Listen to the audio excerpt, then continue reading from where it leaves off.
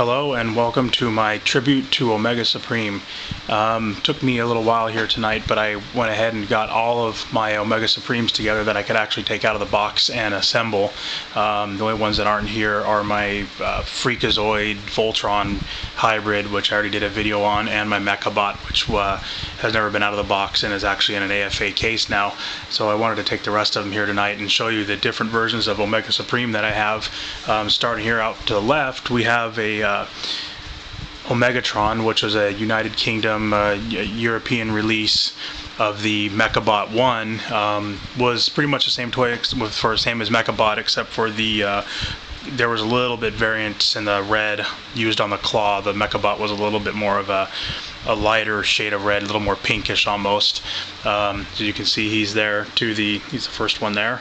Now we move on to the next one here, which is an actual Gen 1 Transformers Omega Supreme, as you can see. And we move on here to another Mechabot that I have. This is actually another Omegatron, another Pre-Transformers Omega Supreme. And we move on down the line here to a 80s knockoff Omega Supreme. This was the one that I think was just called Mechabot. It was in I don't have the box for it, but I've seen ones in the box, and they usually have a box very similar to the Mechabot's box, but with different lettering on it and stuff like that. You can see he's got the yellow tracks. He's got the chrome claw with the chrome cannon, and he's got a gray chest with a chrome head. I've been told this one's actually pretty rare. I think I've seen one or two of them on eBay from time to time, and I missed out on one a while ago that I wanted to buy just to have because it was in the box. As we move on down the line here, one more, we have another Omega Supreme. This is another Gen 1. And we move over next here to the eHobby Guardian robot. I said I wasn't going to take this one out of the box, but when I looked at it, I had to have it out. I can always buy another one if I want, but this one's really neat. This was the Guardian scheme, which was seen in the early cartoons. These were, I guess you could call them Omega's brothers, but they weren't granted life like Omega was, but nonetheless it's still really cool and that they got the chance to reissue this. As we move on down the line here again is my most recent pickup, which is another early knockoff Omega Supreme. This one is actually called Space Tank. Had a very difficult time finding this. I've actually been looking for this for about 2 years now, and finally stumbled across one on eBay the other day and picked him up. He's in excellent shape.